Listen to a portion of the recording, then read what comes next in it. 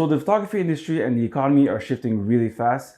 I've definitely noticed it, and chances are you also have. If these changes are impacting your income or if you're curious about enhancing your business, you got to hear this next conversation I've got with Thomas Ingersoll. Thomas seamlessly integrated motion into his photography business, and he's more than tripled his business since doing so. I've gained a lot of information from chatting with him, and I think you will also. By adding video, or as the industry calls it, motion to your offering, you have a great chance to stay afloat and grow your business in the next few years. So grab your notepad and let's start taking action right now with this interview with Thomas Ingersoll. Hi, everyone. So I'm talking to one of my e-buddies called Thomas Ingersoll. Thomas Ingersoll is a photographer from Arizona. He's actually really talented. You should definitely check him out if you haven't done so already. And I'm going to let basically Thomas introduce himself. So, Thomas, where are you from? What do you do? Tell me. Yeah. My name is Thomas Ingersoll. I'm a commercial photographer based in Phoenix, Arizona.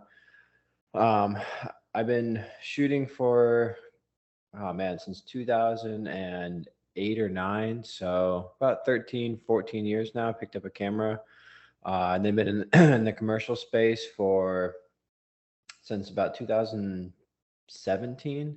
So maybe about 6 or 7 years now. So yeah. Yeah. And so you said you converted recently. You've been shooting for a long time, but you've recently converted to commercial. What were you doing before? Yeah, so I mean, I when I first picked up a camera, so I used to race a lot of motocross, was in a lot of action sports. I picked up a camera initially because of that, just kind of wanted to photograph my friends at the racetrack. So I did that for years, and then I was going into college right around that time, and so well, at first when I started going to the racetrack, I took my dad's film camera and quickly realized I had no idea what I was doing. I had a film camera and got a bunch of photos back that were just, underexposed, overexposed, all in between. So I was going into college right around that time. So I took a couple classes, photography classes, to kind of learn how to use the camera. Um, and so from there, kind of the quickest barrier of entry to make some money was shooting weddings and family portraits, stuff like that. So that's kind of what I went right into. Right while I was still in school too, just to make some money. And so started doing that and kind of realized that I would like to make a career out of this. At least having a camera in my hand somehow. The whole wedding thing, wedding scene and family, the consumer market just wasn't for me. I really just entered it just out of necessity to make some money. Um, so I always kind of had an exit strategy, but I did that for about 5 or 6 years or so, and then it kind of entered into the commercial space as soon as I had a portfolio that was worthy enough to enter the space. And how did you get your foot into commercial? Did you start your own projects or you just went along and some by luck you found a client that wanted to shoot with you? So it was kind of just like a long process, really. I mean, I had a couple friends who were, I wrote for F-Stoppers, started back in 2012. Okay. So really about 4 or 5 years after I picked up a camera, I started writing for them. And so I really kind of had a lot of information about the commercial space. And so I started just building my portfolio full of personal projects. And so I had at the time two different websites. I had my wedding website, so I could, cater towards my wedding clients, and I had a commercial website. And so I constantly just was curating that, growing that, and then I started to finally just go to ad agencies and try and pitch my work to them. So I would show up kind of unannounced and just say, if you have some time, I'd love to either come back, or if you have some time right now, and show my work. And I did that for years, until I finally got some opportunities. Awesome. And I'm guessing the development of your writing career with F-Stoppers is then knowing that information. I believe also you're a friend of Clay Cook, Yeah, which is yeah. which is a big influence in that whole region. So I'm guessing, did he help you out or in any way or? Yeah, Clay Cook's been a really good friend of mine. Clay's a few years older than me, has a little bit more experience. And so, especially because I'm 33 now. I think right around that time, I was probably around 21, 22. And Clay offered a lot of good insights and was a good mentor to me early on. And so, yeah, he definitely helped me out quite a bit, which also just really taught me the value of community and how to share information that helps support the community, and that nothing is really yours. He kind of taught me that early on, and so I've always appreciated that. Awesome. And so then, well, like, what's your general approach to photography? If I have to describe you in like Twitter or now X, like post, like how could I describe you in a very short like elevator pitch, in terms of your Well, work? I mean, a short elevator pitch maybe would just be like, I'm a commercial photographer that focuses on portrait and lifestyle work. Um, and I basically offer like scalable support to my clients. Um, for creating assets. And so I have a lot of clients right now in the commercial space. And the commercial space is it's changing a lot right now. You see this, and I'm sure you have some. We'll get to this in other questions, but just kind of with the demands of video and photo, and even just like how many photos and stuff like that. All the needs now are so varied. And so I really just know when and how to put together, how to produce shoots and how to put together projects based off of a client's budget. Okay. And that's your approach basically to photography. And if ever you've never seen Thomas's work, we'll try to share some images here, but it's very lit, meaning it's very, although we know it's lit, it doesn't look like as lit. It's always blending in, like it looks like a natural scene, although we know there's a big production behind it. So if you're lighting nerd or you're very curious about the lighting world and how to see it, Thomas is a good, he also, like you said, he shares whatever he sees and a lot of his process. So it's interesting to see how other people work. And I invite you to check out his work to see how it's done. And if you're keen enough, you can see, even though he doesn't share the behind the scenes, you can see how it's lit just by looking at the way that he directs his scene. Going back to your scalability, you mentioned your comment that you said your team scales with your client, with the budget. Hmm. Is that right? Yep. With that said, how does influence your stills? And I believe now you're into motion. And I think that started recently, maybe the last 2, 3 years that you started implementing motion into your work. Was it always the plan, or was it just something you realized you picked up on the way? It kind of grew out of necessity. I mean, earlier on, I never really had a desire to implement motion into any of my work. It just seemed like such a different world and such a different beast. And the more I got into commercial work, with kind of just where we're at in our time, the more I started seeing clients that needed a lot of motion work, and I really just started getting a lot of requests, saying like, "Hey, can you do any motion?" And for a while, I was turning it down, just being like, obviously, because I didn't have the skill set to do so. So I would say no. But I'm always a person who's looking to adapt and how to grow my business. Because at the end of the day, like I obviously I look at myself as a commercial photographer, but more importantly, I'm a business, and my business is commercial photography. And so I started seeing the trajectory of where our industry was going, and so yeah, so I just started to implement some soft skills of how to incorporate motion, and what that looked like for me. Um, and so yeah, like you mentioned, probably about 3 years ago, 4 years ago, I started implementing motion.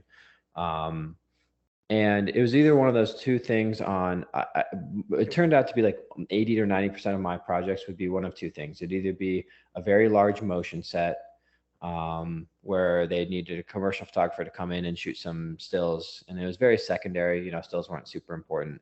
Or it was the opposite, right? Where it's like, hey, we have this really big stills campaign, or we have this big photo shoot that we want to do, but can we also add some motion in here? And majority of the shoots ended up being like that. It was very rarely did we get a shoot that was like, oh, just stills in the last 3 years or so. So all that just was like a flag to me, just like, hey, you better start, investing into this other skill set so you can at least capitalize on this. And so yeah, so I did.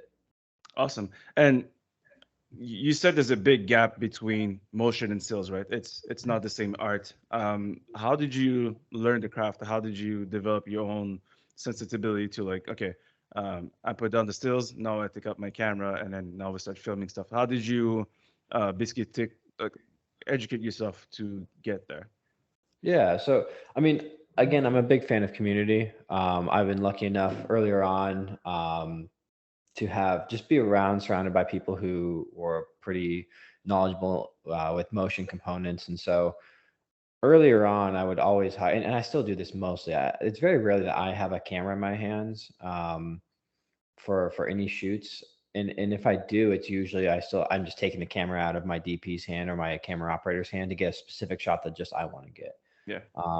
So I'm really just hiring experts. It's really just I'm putting together a vision. And the thing that unifies photo and video is a vision, right? It's a creative goal, it's a creative finish line.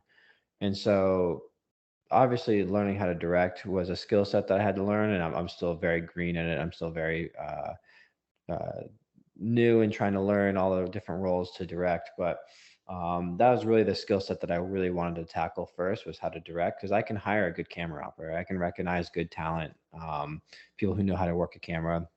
And so that's really just what I started doing. I just started hiring good crew to help complete the vision that I have and my client's vision.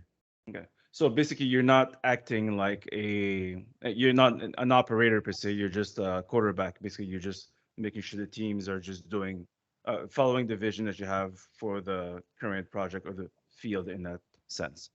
Yeah, for the most part, like I said, I mean, very rarely do I have a camera in my hands. I do have like a drone license, so like all the drone work that I do for my clients or my clients need, I'm operating. So I'll fly the drone, um, and then yeah, I'll steal the camera out of my operator's hands for a few shots that I have in mind. But yeah, for the most part, it's just putting people in the right places. Awesome. So basically, that you didn't have to do in order to sell those projects, you didn't have to, let's say, create a portfolio of work that's like super extensive and have short films and go back to the grind of like having your personal projects with like um, smaller shoots and something like an example. A lot of people do music videos to get started, Mhm. or they do like 2 minute films, or they do like sample reels and stuff. You didn't have to go through this. You basically hired talent and then you direct with your photography vision. Yeah, yeah, for the most part, and and I got pretty lucky that like for the most part, when I first started getting a lot of those inquiries, it was a lot of the video was so unimportant. It was needed, right? The client needed it, but it wasn't very like high end. And so I was able to say, hey, I have a camera operator, and I could link their work, right? I could say like, here's this camera operator. Here's some stuff that they've done. Me and him work very well together. And so, the client would trust it for a low budget. They'd be like, oh, this is fine. We trust you. And then started as that scaled, and as I got more work, I could start to put together my own reels and my own videos from the projects that the clients were paying for. But I never really did any test work or anything like that for a video. Okay, awesome. So basically, it's a not easy, sorry. It's a pathway to reach that level without having to sacrifice going back to the basics of newbie photography. You have zero portfolio. You can basically you hop back on your client's trust that you can deliver this project using talent to scale your business for a very decent motion business, like side of your business. And if I have to sorry, how can I frame this? If I have to ask you, like, what the proportion of revenue motion has in your current business, do you have an idea how much? Um, I I do. Let me pull. Actually, I have some probably numbers here. Give me 1 second. I can look Yeah. this up. I would say, like percentage wise, involving. Now, do you consider me being on motion sets that I'm not in charge of the motion? Do you want that incorporated, or more just the sets that I'm in charge of motion? Maybe the sets you're mostly in charge of motion, because it's hybrid shoots are always a thing, but usually like that budget, you just you take a cut out of the top and the rest is Mhm. built. So it's mostly a path too. So For the ones that I'm in charge of motion and stills, I'd probably say about 30%. which is Uh, significant. Yeah. yeah, yeah. And if I were to include sets that I'm on motion for, I would say I'd bump that up to 50 to 60% maybe. Wow. Maybe even more. It just depends year by year. It's always a little different. Like this last, and I would say that's over the average of the last 3 or 4 years. Okay. But the last year, I went probably 9, 10 months um, without being without being on a job that was just stills. Wow. Yeah, so at least a big shoot outside of like a headshot, like Yeah. that doesn't really count. But No. like No. me and my Digitech, we laughed the other day when we were on the shoot, and we were like, dude, when's the last time you were on just a stills only shoot? And he's like, oh, it's been a minute. And we were like, it was kind of nice, in some ways, because it is a little easier to only do Yeah. one thing. But yeah, it went like 9 months before, without a stills only shoot. And do you see any ways it's gonna go back to where it was before, where it used to use like a day for stills, a day for video, or it's hybrid project all the way now forever? I mean, it's hard to say, obviously, but I would say it looks more hybrid because of just budget, right? I mean, you're having these companies put all these resources together, and especially for like I live in the middle space. Like the video work that I produce for my clients is very like mid-sized budget. I'm not Mm. out there producing like high-end national level ad campaigns or ad slots for national television spaces. Those are all like 6 to 7 figure campaigns. For my video components, I'm kind of in the middle ground of like, for motion, maybe 20 to 40 grand for just motion. Um, but in the range now, you're seeing just the clients like, hey, we're spending 20, 40 grand here for motion. We're spending, another 20, 40 grand, whatever for stills. And so like a lot of these projects I'm in this sweet spot, it's like they're kind of not maxing out their budgets, but like that's all they have to spend. So they want to get as much as they can in a day. And so I just see that kind of being, especially with the assets and how long assets live now, Yeah. like I, more and more am I getting a higher image count for deliverables. Even motion is like not even being having a final vision for at least a lot of stuff that I do because it is kind of mid range. What we'll do is we'll just having so many clients now that just want all the video assets and they'll chop it up however they want. And that doesn't even live very long anymore. And so it's like, I just can't see this being like going back to being like stills, it's only one day, video another day. So I think in the future, it's just going to continue to be more and more together. Yeah. And over the years, you told me you started implementing motion in the last maybe 3 or 4 years. Mhm. How did it impact your business? Not percentage wise, but just in growth. If you have get percentage, don't give numbers if you don't feel comfortable. It's hard to say exactly for like numbers, but and it's really, I don't mind giving numbers too, like because sometimes it's easier. I'm not sure exactly, where my business would be if I didn't have motion in it, but like 2019, I think was the last year that I didn't have really any motion involved in most of my shoots, or if I did, it was very low, right? And I think I finished out that year at like 140 grand, 130 grand, something like that. And Um, billables, yeah. mhm. Yeah. And then the last 2 years, I'm grossing over 500,000. Um, and again, it's like it's hard to say because it's like I'm 33. I've been at this now for 6 years, and 3 years ago I was only in the second or third year of my career, Yeah. really being more in front of people's faces. Now I've been around a little bit longer. I have a little bit better clients, and so it's like, is it the chicken or the egg? Is it the video that's getting me more work, or is it because I have a better name that Yeah. I'm getting more video? Um, but it's obviously my business has quadrupled in the last couple of years.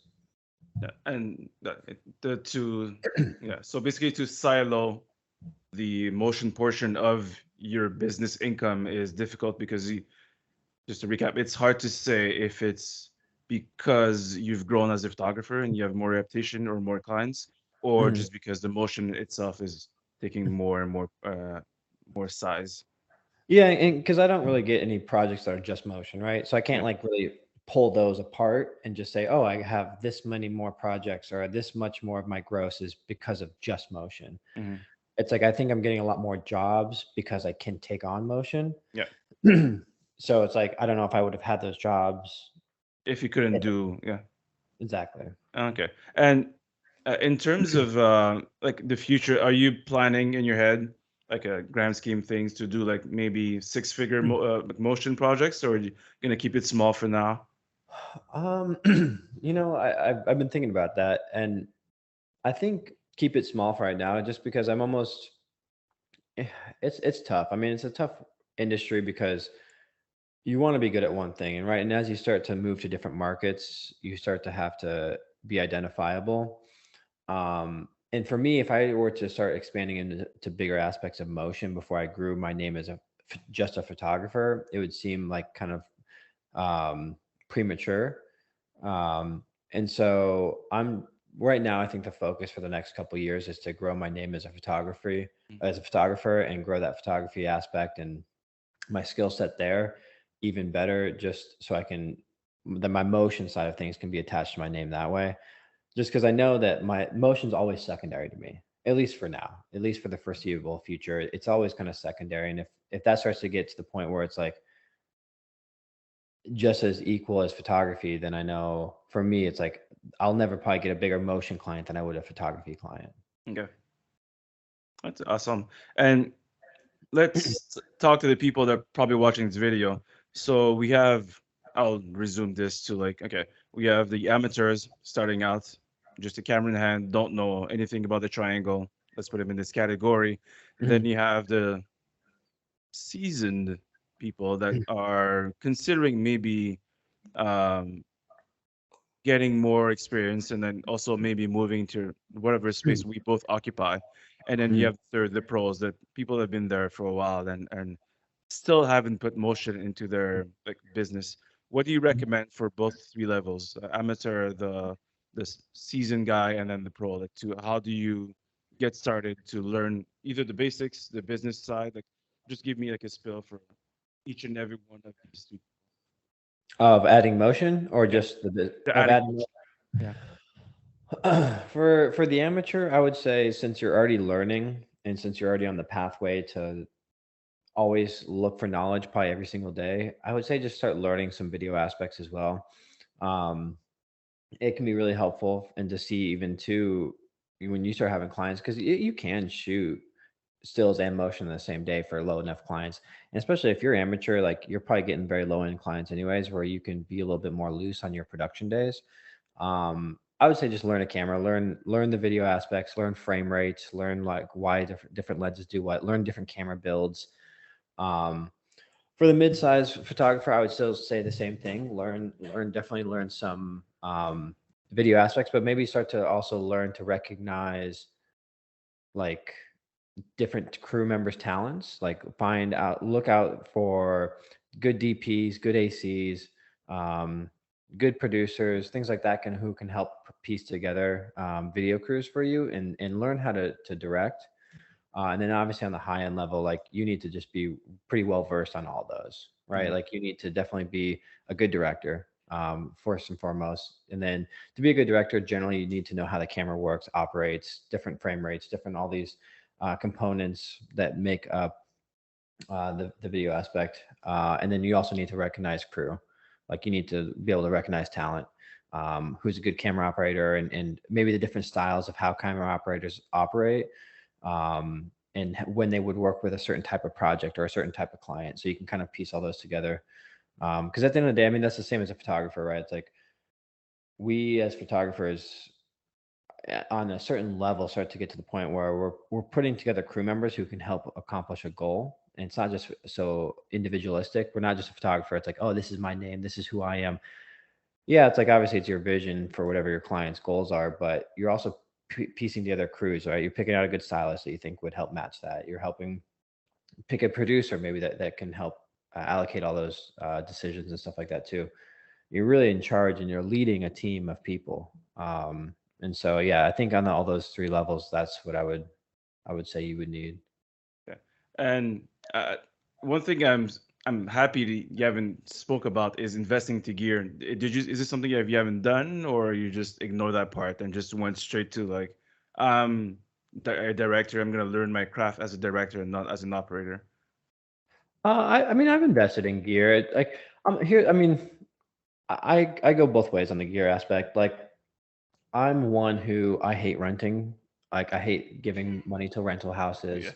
Um, I don't know why. I just do. So even in my own like photography side of things, I always buy gear. Everything I do, I buy. Like, and I started to acquire so much gear that me and my Digitech, he has a studio down here in Phoenix. We opened up a business of just rental house, right? So we have all of our gear that we rent out because we started acquiring so much. that being said, like on the video aspect too, I bought like a red Komodo, and I bought different camera tools to help do different builds and rigs and stuff like that, and audio equipment, just so I like being hands-on and learning, and also keeping the overhead right, because usually like when you're going and billing a client, like you're billing a camera operator rate, and then you also are going to have like your Equipment. yeah, equipment fees. I'd rather take those home rather than pay a rental house, Yeah. and I've been lucky enough in my career where I could afford to do so. Yeah. But by no means, like in this day and age, you can pick up a Canon, like an R5, or any mirrorless camera that has video, and like learn some video components and learn what it takes to have a steady shot. Or do you want to push here? Or do you want to do like a dolly here? Pan left, whatever it is. Like you can do those with a cheaper camera. It's just not going to look as nice. Yeah.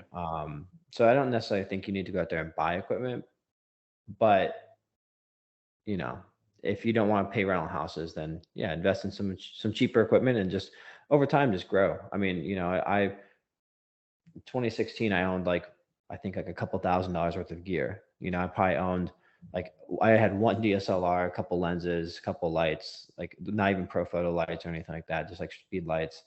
And now I almost own like $1 million worth of gear. Like I just grow over time, and over time just grow your collection and see what you need, see what works for you. And if you're the kind of person that wants to test something first, then go rent it, or talk to someone who owns the equipment. Like I did a lot with, before I bought any video equipment, I'd always talk to my DPs and say like, hey, like, what do you think about this camera?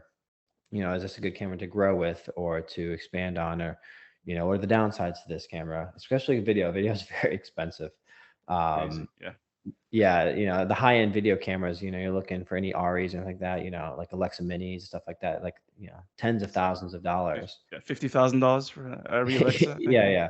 And then the lenses too, you're looking for a nice cinema glass, like, again, tens of thousands of dollars. So you can look for cheaper solutions, and I would recommend that first. Cause like my kit, like that I have a red Komodo, it's worth like 8 grand, a couple lenses that are worth a couple grand each. Like they get the job done. They're perfect for low ends, like mid-range stuff.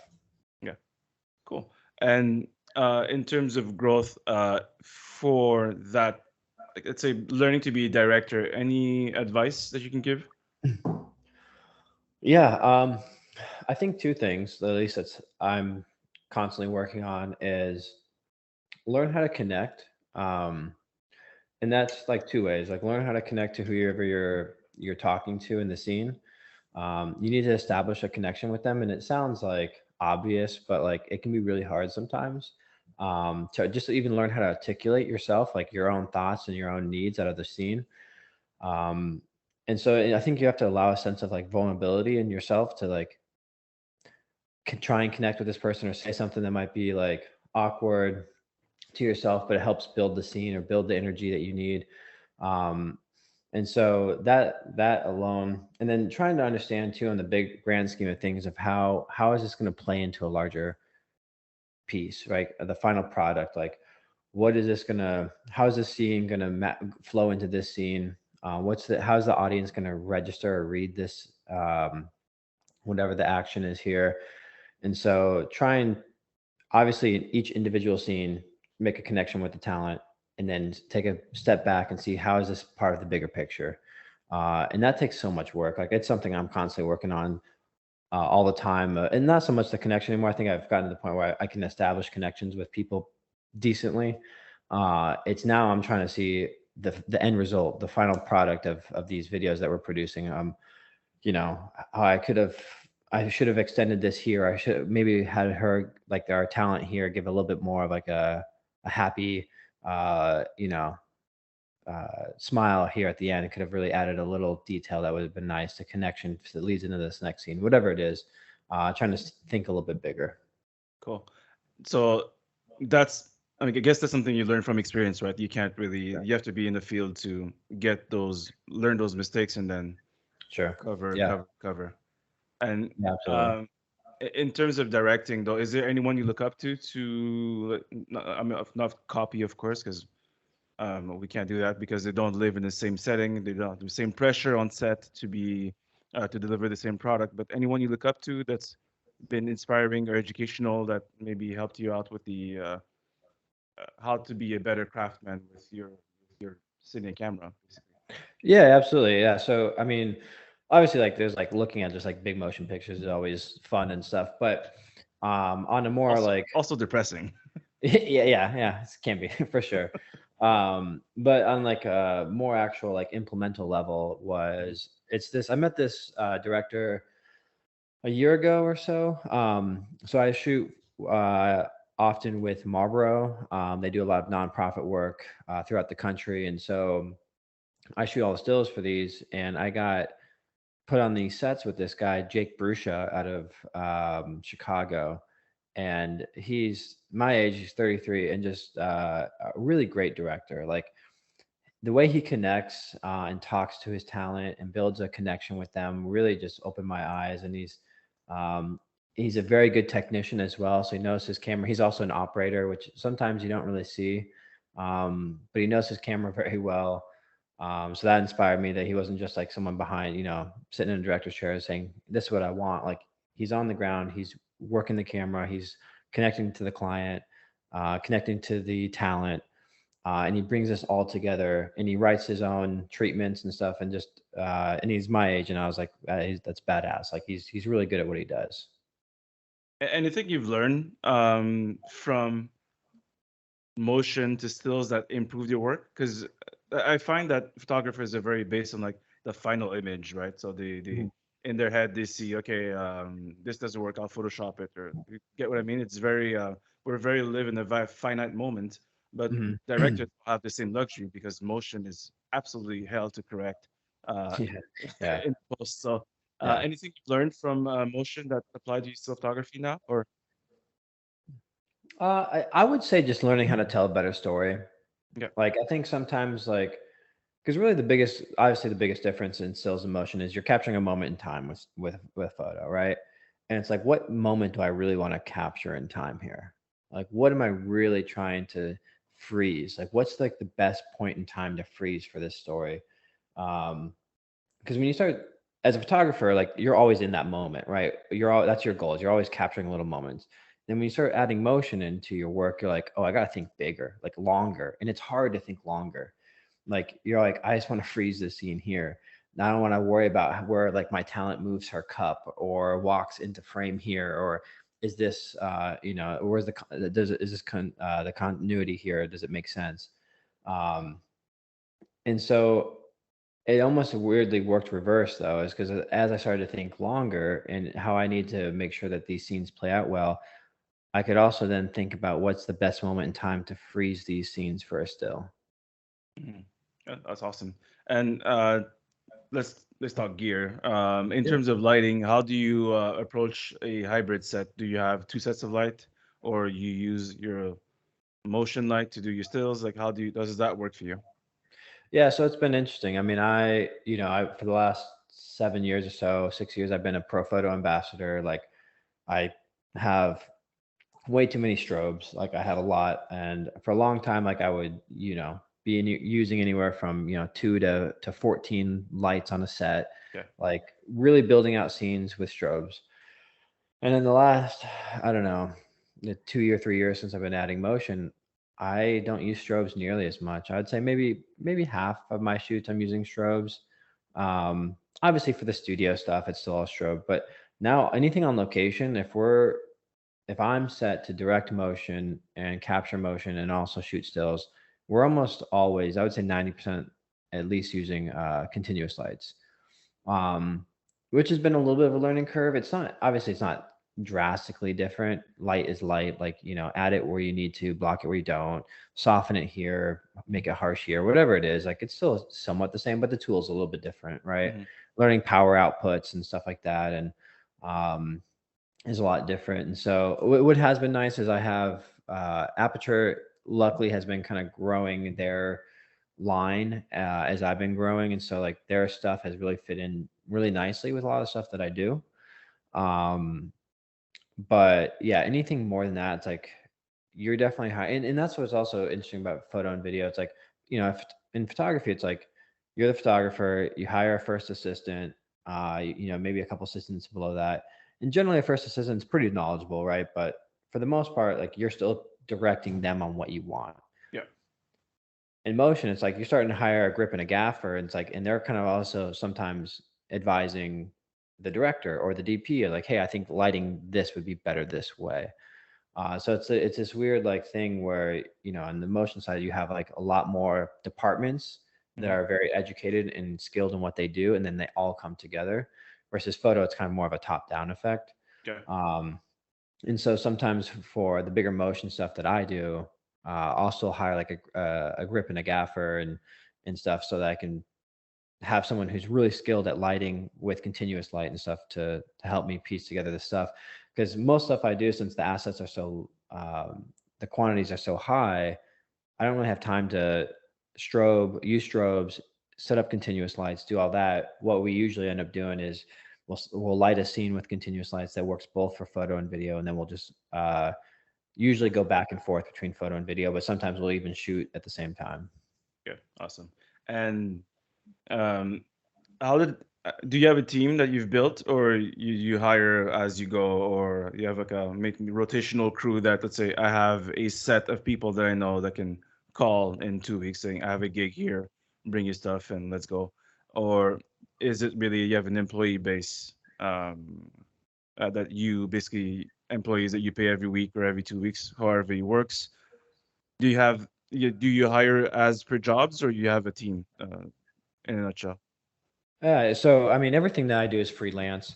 Okay. So it's just, whenever we need, whatever the project needs, I'll call whoever I think best fits that position. But generally speaking, it's always the same people. Yeah. I have two or three DPs that I always hire. My Digitech is almost always one person. It's one of my good friends, business partner. Assistant, same thing. Out of, I probably have a line of 8 different guys that I normally go to. So it's generally almost always the same people, but it's all freelance based. So Okay. I don't have any full time people. Okay. And how did it impact them throughout the years of having motion being more and more present into their world? Because, as you said, motion and stills, although they're similar, different beasts, did it Mhm. impact them the way you guys work together and your assistant rotation or your Yeah. digitech? Yeah, for sure. Yeah, I mean, it's definitely affected them. My Digitech has had, and he's like, just for example, my Digitech, he works a lot on big productions here in Phoenix as well, and so he's had the same learning curve either with me or with other people, just implementing video on set. So he's had to learn a lot more um, video management for that data, and so he's had to upgrade his computers and his stuff. And so he's had to change and adapt as well, which is why I still keep him on too, and because he's right there with me learning everything. But that changes a lot of things too on set. Like, it's slower time for backing up. I mean, talking about terabytes now, having to Yeah. be redundantly backed up, right? Like, we're putting them on multiple drives, and that takes time, and a keen eye. So it's like that. Obviously, the process gets slowed down and takes a good set of hands. Assistants, same thing. It's weird for assistants now because we're in this kind of gray area, and I've talked a lot about with other crew members what the trajectory of an assistant looks like, because it's weird where a photo assistant knows strobes, right? And they can, again, it's usually a top down effect where a photographer tells assistant, first assistant tells second, blah, blah, blah. And the first assistant usually knows strobes pretty well, but like, they're not lighting techs usually. And, maybe bigger markets, LA, they are, but here in Phoenix, they're not. And so they're not really used to like, using continuous lights. They're not really used to uh, all the things like a grip and gaffer would know. Cause all a grip and gaffer is like, they know electricity, they know rigging better. They know how to build like more complex setups for lights. Hmm. But now it's like you're forcing photo assistants to almost learn that if you bring them on as a photo assistant and you start telling them to use continuous lights. Yeah. So it's this weird, like, you're pushing, but their rates are much lower than a grip and gaffer. A photo assistant's anywhere from, 400 to 600 bucks. A grip and gaffer is anywhere from probably 700 to 900 bucks. Hmm. So it's like the rates are cheaper, but you're now trying to push them to have the same kind of knowledge as a grip and gaffer. So Yeah. it's like it's really weird to watch this transition. So they're having to learn more continuous lights and strobes and rigging. So yeah, it's very interesting to watch that transition. Yeah. And no, it's been interesting, as you said, to I've been So to give you my side of the story, I've been considering a lot moving to motion. I've done some for smaller projects, smaller bands here in Canada, but nothing as six figures. It was like tiny budgets as Mhm, you are starting, and that's why I'm having this conversation with you because it's really interesting to see how you manage to scale your business from knowing you from like not a some like a decent business to like a very well-oiled machine that mhm, produces work all the time. So no, it's been interesting to see also because I've been speaking to my Digitech friends saying the same thing. It's now everything is hybrid. There's almost mhm, no still set. I've done a mhm, couple this year, but it's been I would say a ratio of 40/60 instead of being like mhm. 90%, even in Yeah, a small market like Montreal. So it's been interesting. Um, so this is just from my personal interest. Do you even operate the camera at any point of time, like a video camera, for anything other than work, or do you have fun with it, or you're just it's just a tool for you to get the job done and that's it? Do you have any interest in like playing with your video camera to try some stuff, or it stays there and it stays in its own bucket and you don't touch it? I mean, I don't play with it as much as I'd like. But I do pick, I mean, I do pick it up as much as I can. I'll do different camera builds, different rigs.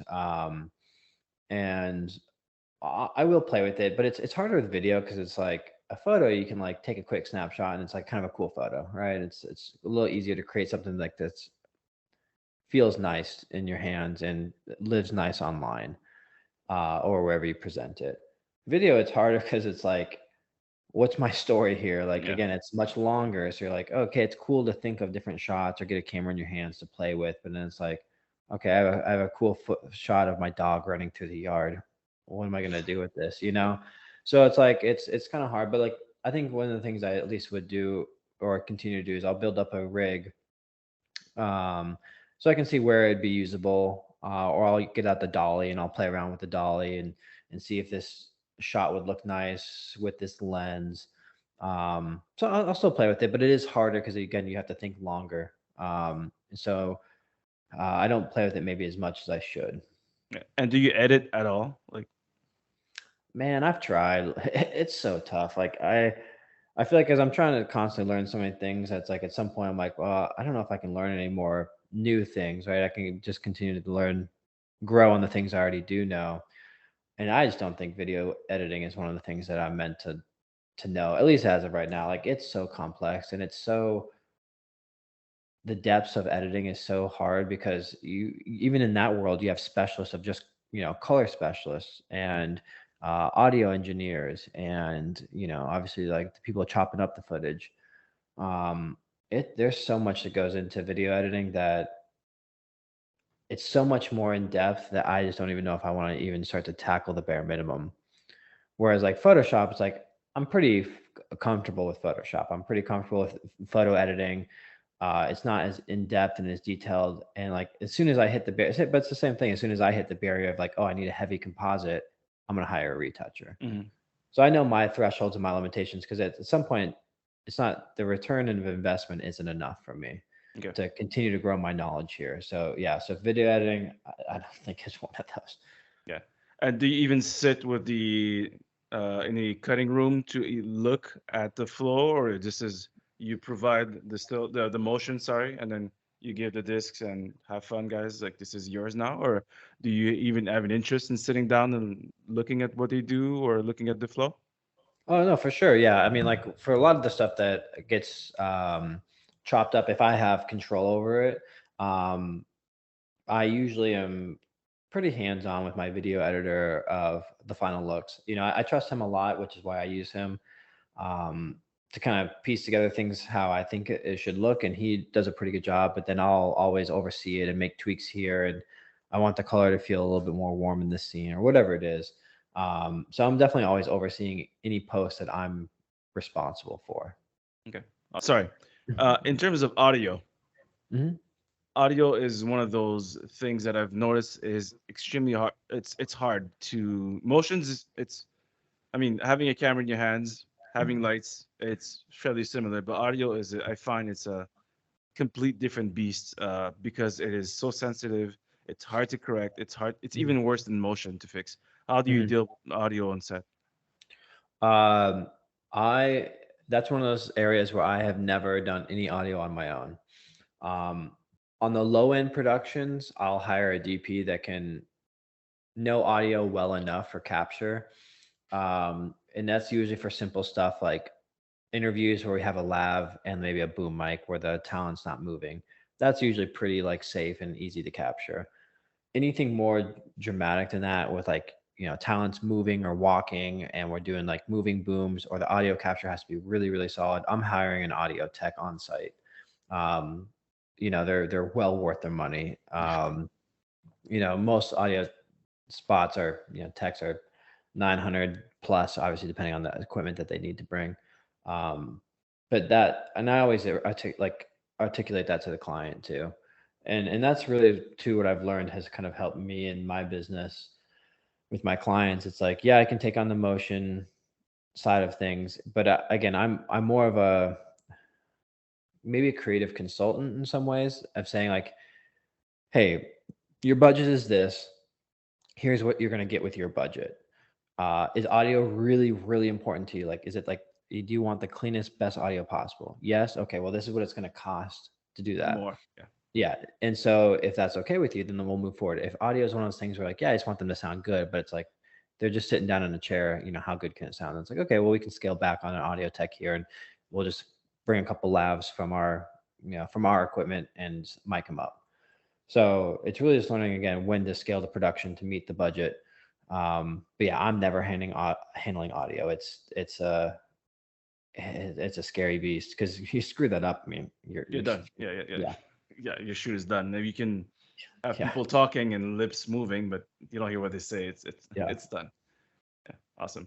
Yeah, so it's audio is one of those very scary things that I think photographers do not understand, and it's the more and more I was researching it, like looking into it and how it's done and how the guys work, it's even worse than video. So it's Hmm. something that I recommend just giving away and just saying or learning the basic minimums Hmm. of like having a lab, having a maybe like, especially now with Rode coming up with like crazy material for Yeah. very very affordable prices, you can get Mhm. decent sound and invest into it and forget about it.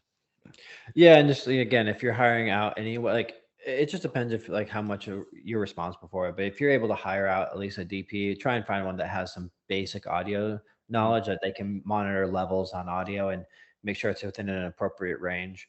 Um, that you don't have to worry about that because that's literally the last thing I ever worry about on set is audio. Mhm. And from a lot of people from I spoke to, they worry number one about audio than the rest because the rest you can salvage, but Yeah, yeah, yeah. yeah, audio is not. Okay, cool. Well, before we go, anything that we haven't touched that you feel like we have to mention to either photographers thinking about moving to motion or anything in general about the state of the business or the state of the stills world that should urge people to start looking into it? Um, I mean, I guess just like a couple little things, but I think one thing that I always give advice for on everything that I speak on is I think a lot of people overlook is just treat treat this like a business. A lot of people just don't treat it like a business. I hear so often that creatives, like people who interact with creatives, it's like, oh yeah, I wish they were more professional. And so like one thing I always tell myself, I've always told other people is like, you have to look at when you wake up each day, would you fire yourself? Like you're your own boss, so treat yourself as such. Like treat yourself like show up every day, try and grow the business, try and treat it as such, be professional, interact with your clients like you have respect for them. It'll take you so far. Like I'm very proud of the work that I do. But at the same time, I know that I'm not the best photographer out there. I'm not the best, camera operator or like director or anything like that. But what I do, I think, offer pretty well to my clients is that I'm just very professional. Like I respond to everything in a timely manner. I take care of all their needs.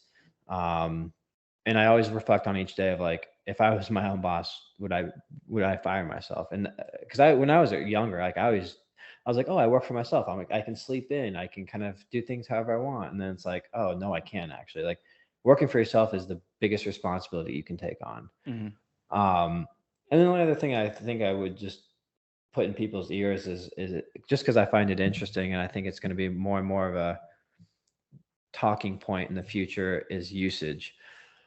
Um, you know, as of right now, photographers make a lot of their money from usage fees. And that can be its own talk Our about how discussion. usage fees are billed and how much and all that stuff. But it's interesting is because on the video side of things, there's no usage, right? Like uh, a client will hire, a director and a DP and stuff like that. They'll produce a video. Client owns that video, like outright. Like it's a work for hire type situation, and Mhm. that's standard. And so now you're getting these shoots because there's so much shoots happening where they're combined. You're having a lot more clients pushing back on usually like, well, why are we paying to produce this video that cost us 100 grand to produce this video, and we're spending 20 grand on photos that we don't get to own. And so you're getting a lot more pushback on usage. And so it's just interesting to see, like, and again, I haven't been around this industry for decades. I know what usage is. I charge appropriately, at least what I think. I make good money from usage, but for some reason foresee it being harder to get usage in the next 10 years, just because why is there usage for one industry but not the other? Mhm. Why is video, why can these clients just own this content outright, but they can't own it for stills?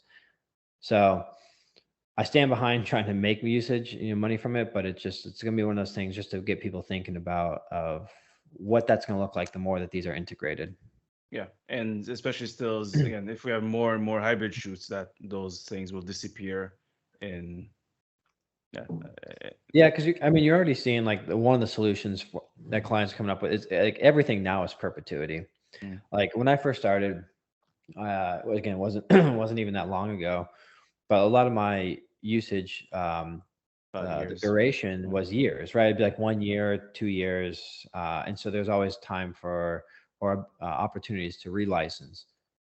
I almost very rarely get like uh, durations on my usage now. It's always perpetuity, like almost always, unless it's like a seasonal campaign, like or a very high, like bigger companies. Like if I get like the really big national campaigns, those clients will still do durations, like term durations. But yeah, I would say 90% of the stuff now I do is perpetuity. Clients like, you can take it or walk, and so it's like, oh, I guess I'll take it. Like, and you can charge a little bit more. Like obviously you charge a little bit more for the usage for a perpetuity versus like a 2 year, Yeah.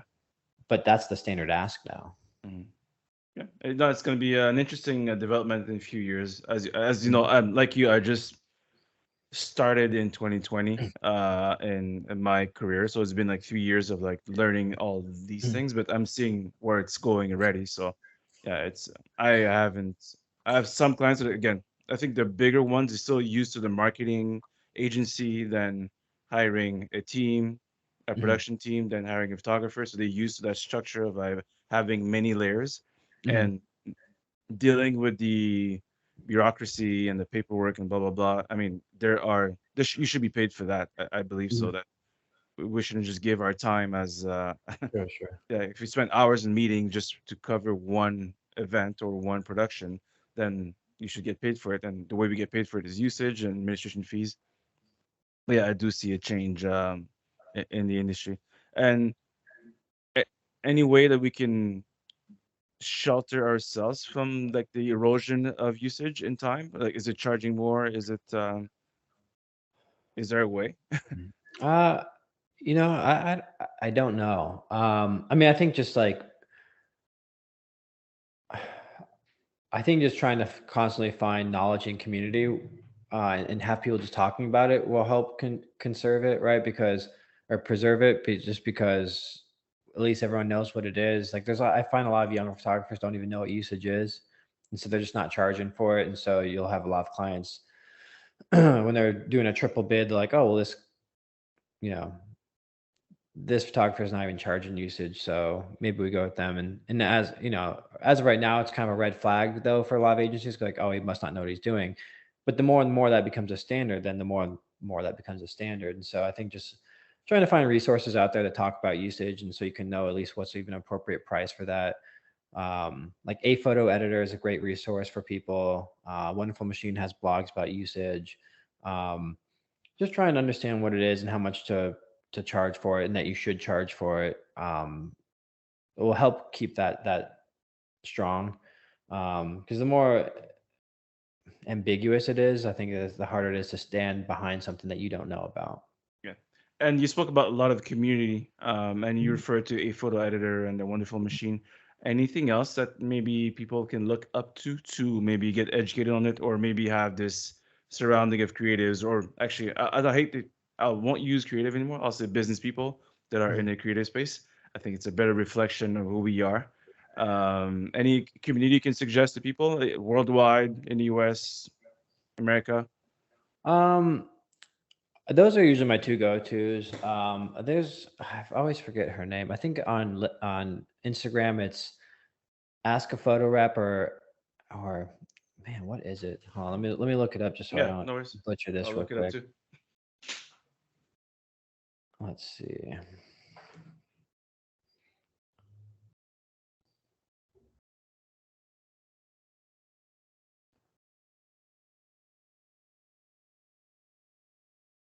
Ask Stern Rep. Ask Stern. How do you spell this? Ask it. Yeah. AskSternRep. Yep. Um, so she's a photo rep, Andrea Stern. Hmm. She's a photo rep, represents a lot of really great photographers, like a really great photographer, Caleb Cole and stuff like that. But she posts a lot of like just information about what it's like being a photo rep, or info information for photographers. Um, But yeah, those are kind of my three go-tos, and the three ones I would recommend. Obviously, anything else like f-stoppers. Sometimes there's little gems in there and stuff like that. But then just being a part of like your just own local community. I always find like just being friendly with people in your industry. Um, you know, more often than not, I always get help from photographers than I get like Pushback. trouble. Yeah. Yeah, yeah, or just problems. Like I've always like, Phoenix isn't a huge market, but it's decently sized. But I'm usually bidding against the same photographers, and we're all like pretty friendly with each other. Like we'll even share numbers with each other sometimes, or we'll help each other out when we're getting like a difficult client or whatever it is. And it's always so helpful, especially because some of them are younger, some of them are older than me, and so I'm always getting a little bit of insight, and then I'm always trying to help pass on that insight. And then it just keeps us strong as a whole, because that way when a client comes and they we I there was a obviously won't give names, but like Yeah. there was a pretty big client here in Phoenix, and it was an agency, and they had a big client, and the agency had all new people in the agency, like all very young, very green people. And me and this other photographer who's very, very good here, I look up to him a lot. He's a great photographer. We were bidding against each other on this, and we both lost the job, but they were thrown off by like how certain crew members bill. So basically, like a wardrobe stylist, you bill for more than the day of the shoot, right? Because Yeah. they have a pull day, they have a return day, and this just threw them off for a loop. Like the whole agency, they were like, "Why is there so many days for like the stylist?" So like we both explained to him why, but it's nice because I got to then reach out to the photographer, and me and him talked about it. We're like, "Hey, like you didn't cave here, right?" And he's like, "No, no, not at all. Like that's stupid. Like we're not going to lose money, or the stylist shouldn't lose money because this person's uneducated." And so ultimately, the job didn't even happen, Hmm. which sounds bad, right? Because it's like, oh, none of us made money, but it's like at the same time, we the job itself didn't lose value. Like Yeah. we stood strong on what the value of that job is to make it happen. Because like at the end of the day, like to make this job work, we would have not made money. Yeah. We would have had to pay all the crew there, because you can't ask crew members to sacrifice these rates. At the end of the day, if you're cutting costs, it's usually on your stuff. So it's Yeah. like is that worth it? And for the most time, it's not. Sometimes, very rarely, it is, but for the most part, it's not. But if it wasn't for that community with this other photographer, I wouldn't have known what he would have done, and that we both were standing strong on that. Okay, awesome. Well, Thomas, I want to thank you for sharing your information and like your actual experience on like the stills to motion. I hope a lot of you guys picked up a lot of stuff. So just to recap quickly, I think you mentioned f-stoppers. Uh, I'm gonna butcher her name, Andrea Stern or Ask Stern Rep, in Mhm. terms of photos, and also your local community of photographers, other photographers you might know. Like you would send an email, you would just reach out or meet them at events or Mhm. yeah. Okay, awesome. Yeah, and like a lot of times there's uh like there's an APA here called like Arizona Production Association. Like there's different associations usually with every market. And just look up, see if there's any creative you know communities in your area, and see if meet up and start, and even just like that's a great networking thing too. Like something that I do just to meet creative directors or art directors just to even try and get work. So Yeah, awesome. Well, thanks again. Can you please plug in all your socials for the people that want to follow you and see how you work and your work actually? yeah, yeah, for sure. I mean, most of my stuff is all just at Thomas Ingersoll, and I'm mostly active on Instagram. And even there, like I usually share BTS or lighting stuff, and obviously with all my finished work. But yeah, it's Thomas Ingersoll. Okay, excellent. Well, thanks again, guys. Hope you appreciated this. I will see you in the next video.